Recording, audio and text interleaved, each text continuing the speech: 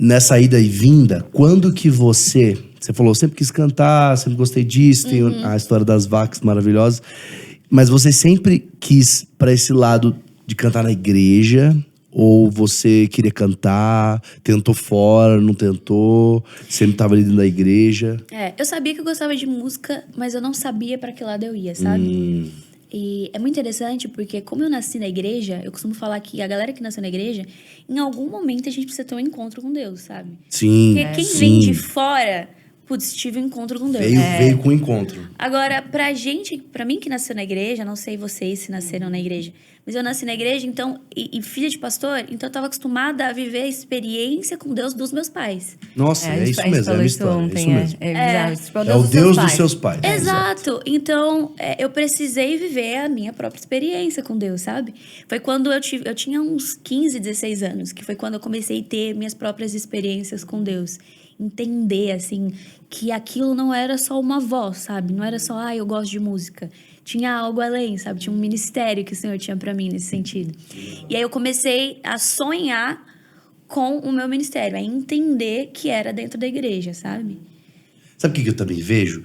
É muito legal a história, Lud, mas também o que facilita pra gente, assim, mais novo, dessa geração nossa, que a gente viu pessoas que pensa, talvez há uns 20, 30 anos, 40, 50 anos atrás, essa ideia de viver da música no ministério Deus, não existia, meu mano. Deus. Então pensa, você, com seus 16 anos, você via...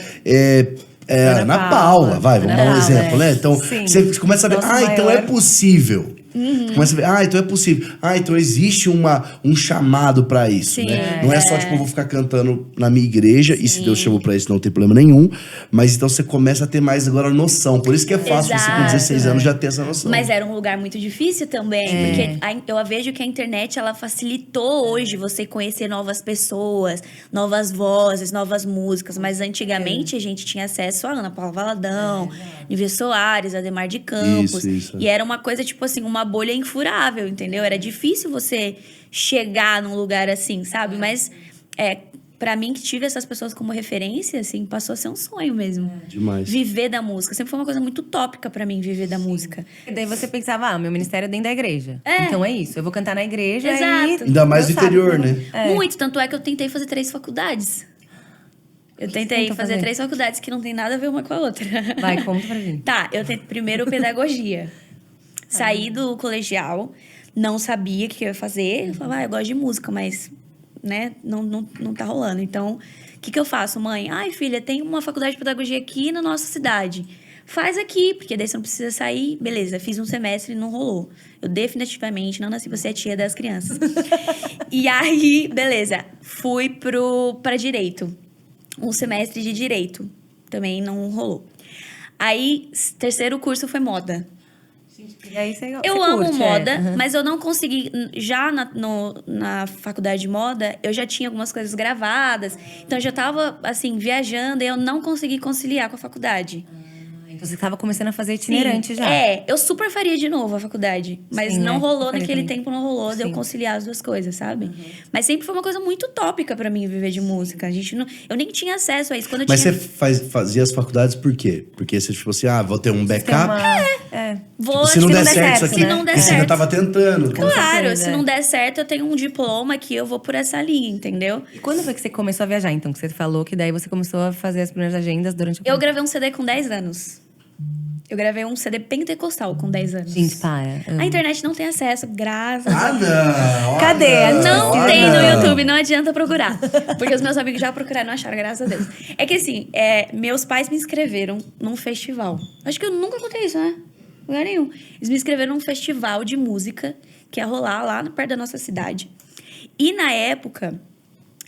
Na época, eu ainda tava com 2 nódulos nas cordas vocais. Tem essa história também, tá? Mas deixa eu me perco. Eu me perco, anota.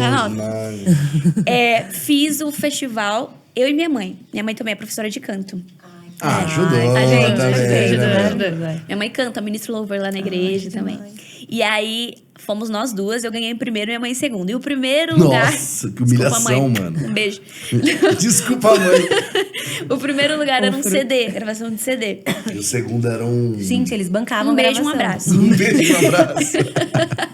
Eu acho que era, não sei o que O minha mãe segundo ganhou. era uma marmita. E aí, o meu pai é assembleiano. Então, ele escolheu todas as músicas do meu CD. Que são pentecostais. Tem, tipo, música que chamava Lanche do Céu, sabe? Nossa. Não, fala uma, canta uma. Ah, cara, não sei.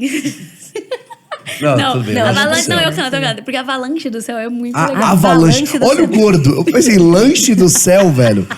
Avalanche do céu, gordinho. Eu pensei que era lanche do céu. É, o Não, maná. avalanche. É uma música sobre Não, mas maná. pra te acalmar também pensei lanche. Ah, ufa. Aquelas... Sério, pensou lanche? É na hora que você falou. Não, lanche. Avalanche do Céu. Aí o tá. refrão é... O refrão era... Pode glorificar e adorar seu rei, magnificar esse Deus que é fiel. Um baiãozão. Onde ele muda muito e derrama uma avalanche do céu. É bênção, é glória, poder, unção, milagres do céu. Você tá falando, Lud, mas eu vejo profeticamente isso vindo em algum momento. Do fundo, na Isso raiz da vindo, sua lá alma. no fundo. Não, imagina com 10 anos eu cantava, tinha a voz do Alvin os Esquilos e eu cantando essa música, assim. Gente. E gravei esse CD com Tá. 10 anos. E aí, a partir daí, algumas igrejas, os amigos dos meus pais começaram a me chamar. Agenda com 10 anos. Meu Deus! Viajou bastante. Prodígio, Agendas ainda abertas. prodígio. Prodígio mesmo. Caramba. Você começou a viajar bastante com 10 anos? Você já viajava? Eu não viajava muito, né? Porque eu tinha escola É, sim, também, sim, tudo. sim, é. Mas eu comecei a viajar bem, assim. Eu Caramba. lembro que a gente saía com as caixinhas do CD, assim, pra vender. É, foi um tempo muito legal. Foi um tempo muito... E você vê que quando você teve esse período, depois parou e depois continuou, mas Sim. esse período inicial, você aprendeu muitas coisas que já te ajudaram no futuro? Muito, com certeza. Porque eu tava acostumada a ministrar louvor na minha igreja. Eu nunca tinha conhecido outros contextos, assim... Cantava na igreja dos pais do Júnior, mas, tipo, chegar numa igreja que eu nunca fui e ter que entender o contexto daquela igreja, sabe? Ter que sentir aquela igreja. Então, eu comecei a ter uma noção do que era um ministério, né? E aí, foi aos pouquinhos, porque os meus pais tinham muito cuidado também de não ficar uma coisa que me sobrecarregasse. Então, foi muito aos pouquinhos, mas me ajudou a ter um senso de muitas coisas, assim. Você gostava? Eu amava. Ah, isso é bom. Porque às vezes Eu também, amava. se alguma coisa forçada, faria Não. você, tipo, ter repulsa. Sim, até, os meus né, no pais, fim. eles só me levaram pra esse lado porque eles sabiam que eu amava. Tanto é que com 3 anos eu cantava em inauguração de mercado. Gente, 3 anos. Ai, não consigo evento de imaginar uma prefeitura, criança. preciso de uma criança que cantava. E a minha mãe, como ela, nessa época, ela também já cantava, e aí ela chegava ela fazia aula de canto nessa época, ela chegava com uns CDs da Mariah Carey, assim. Gente, amo. Chegava Pra ensinar com a cantar. CDs da Cristina Aguilera, que eu nunca tinha ouvido. Eu lembro que a primeira vez que eu ouvi alguém crente, assim, fazendo melisma, foi Raiz Coral. Sim. Que minha mãe chegou com Bom demais, com um inclusive. CD do Raiz Coral, que inclusive eu amo. E aí ela soltou e os caras estavam cantando Caixa música pra d'água. Deus e esmerilhando o hino, entendeu? Sim. Então eu falava, nossa, beleza. Ah, eu posso fazer isso. Eu posso fazer um melisminho, então, cantando pra Deus também? Ah, claro, então tá. por favor. Porque eu via, né, só as meninas gringas fazendo isso. É, Então foi a primeira referência que eu tive de uma música, assim, no estilo que eu curto hoje, foi Raiz Coral. Que eu amava muito. E aí, depois disso, então, foi pra... Depois da faculdade de moda, né? Vamos lá, voltar pra faculdade de moda. Que daí foi quando você começou de novo a fazer as viagens. Você teve um tempo que você parou? Depois desses de 10 anos ou não? Você sempre estava fazendo? Teve um tempo, sim, na minha adolescência. Teve um tempo que eu parei de fazer, até porque eu não me enxergava mais nas músicas, né?